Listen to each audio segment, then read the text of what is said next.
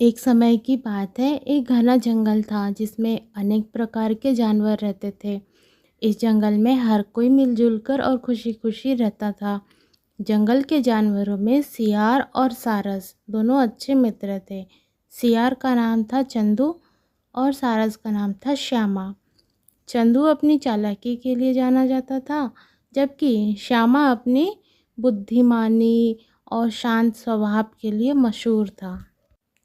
चंदू और श्यामा की मित्रता तब हुई जब एक बार श्यामा ने चंदू को शिकारी के जाल से बचाया था।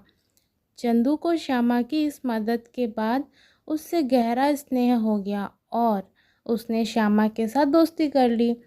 वे दोनों मिलजुल कर जंगल में घूमते थे, खेलते खेलते और एक दूसरे के साथ अच्छा समय बिताते थे। चंदू चालाक था और वह अक्सर दूसरे जानवरों को बेवकूफ़ बनाकर अपने लाभ के लिए उनका इस्तेमाल करता था। एक दिन उसने सोचा कि क्यों ना श्यामा को भी अपनी चालाकी का शिकार बनाया जाए। उसने श्यामा को अपने घर पर खाने के लिए बुलाया।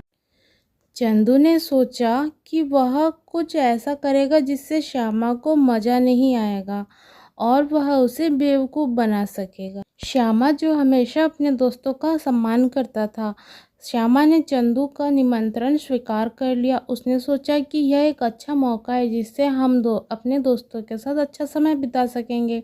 निर्धारित दिन पर श्यामा चंदू के घर पहुंचा। चंदू ने अपने दोस्तों के लिए एक विशेष खिचड़ी बनाई थी। उसने खिचड़ी को बहुत ही चौड़े और सपाट बर्तन में परोसा। श्यामा जब खाने के लिए बैठा तो उसने देखा कि खिचड़ी को ऐसे बर्तन में परोसा गया है जिससे वह अपनी लंबी चोंच से खा नहीं सकता। चंदू मस्ती से खिचड़ी खा रहा था और श्यामा को भूखा देखकर मन ही मन हंस रहा था। श्यामा ने महसूस किया कि चंदू उसे बेवकूफ़ बना रहा था। उसे बहुत बुरा लगा, लेकिन उसने अपनी भावनाओं को कंट्रोल किया और कुछ नहीं कहा। वह चुपचाप वहाँ से चला गया और अपने घर लौट आया। श्यामा ने चंदू के इस व्यवहार को अपने मन में रखा और सोचा कि एक दिन उसे इसका सबक सिखाएगा।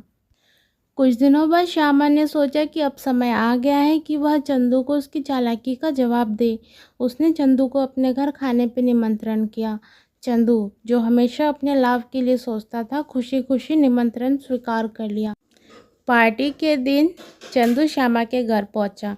श्यामा ने उसके स्वागत के लिए बहुत ही टेस्टी सा सूप बनाया, लेकिन उसने सूप को एक लंबी गर्दन वाली एक बर्तन पे रखा। चंदू ने सोचा कि यह एक अद्भुत दावत होगी और उसके खाने की तैयारी की। जब चंदू खाने के लिए बैठा तो उसने देखा कि वह सुराही के अंदर अपनी चौड़ी मुंह से कुछ भी नहीं खा सकता था।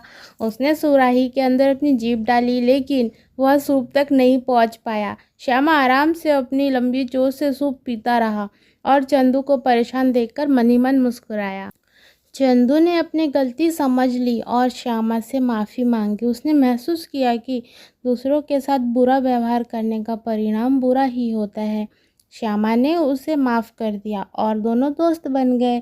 चंदू ने वादा किया कि अब वह किसी के साथ बुरा व्यवहार नहीं करेगा। चंदू और श्यामा की इस घटना के बाद जंगल के सभी जानवरों ने समझा कि दोस्ती और ईमानदारी का कितना महत्व है। उसने एक दूसरे के साथ अच्छे व्यवहार का संकल्प लिया और मिलजुल कर जीवन जीने लगे। चंदू भी अब अपनी चालाकी छोड़कर सभी के साथ अच्छा व्यवहार करने लगा।